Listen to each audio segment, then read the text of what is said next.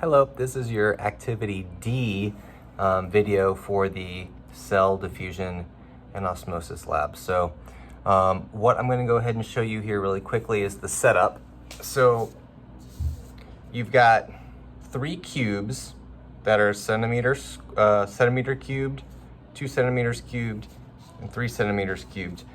So they get increasingly large in size. These are your agar cubes. Agar is like a cellulose.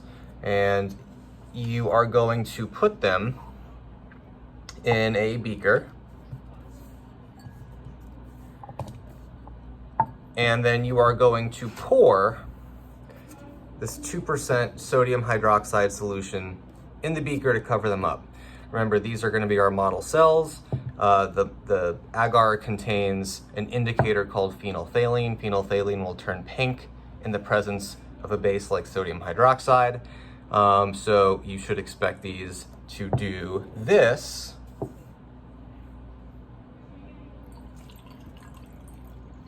When you submerge them in the sodium hydroxide. You are going to time this exactly for, let's say, 4 minutes. In the lab, I think it says 5.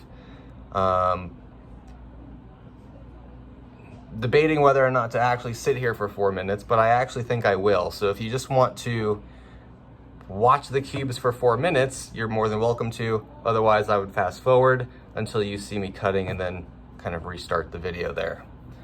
But I will let this sit.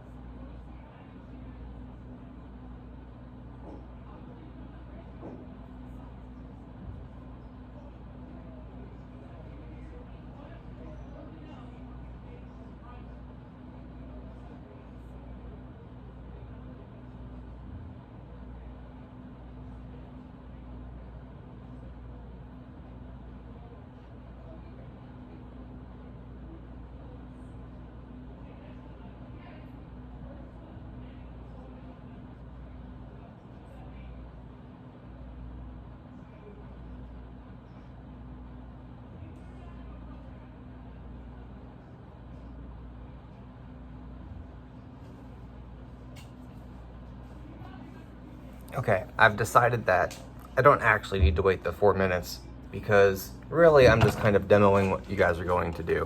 So if you've come back and I've already started to go mid-experiment, you might have to back up in the video.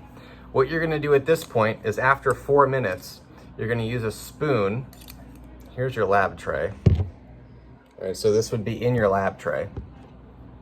The spoon, and you know what, I actually recommend doing this while you're waiting those 4 minutes. I would kind of gently stir.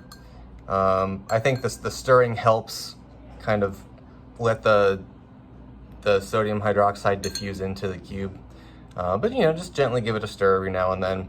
And we're gonna say 4 minutes has elapsed. So at the end of 4 minutes, you are going to spoon these out. It doesn't matter that these are on a paper towel. That's actually my recommendation. We're not going to use wax paper for these. We're going to leave the sodium hydroxide in the beaker uncovered because it'll turn clear when CO2 from the air dissolves back into it and makes carbonic acid. It'll make it more acidic, which actually turns this thing back to being clear. So I'm going to leave this out. I can reuse that later. And I'm going to use my knife, and I'm going to cut, you can see this, I'm going to cut these cubes right down the middle. Very satisfying. It's like a jelly, like a tough jelly. Cut this small one right down the middle. And then what you're going to do, let's see if I can,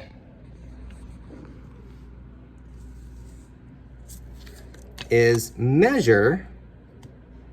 I'm gonna flip it on its side. I'm gonna take my ruler and I'm gonna measure the distance There we go. The sodium hydroxide, I should do this in centimeters. Actually, millimeters is going to be the best.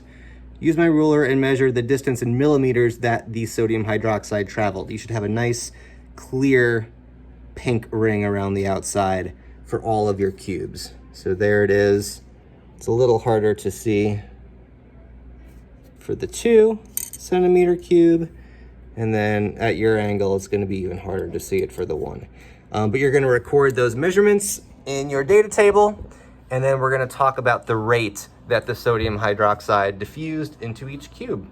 And then you can just trash these. They go in the trash. So I hope this helped, and I will see you in the lab.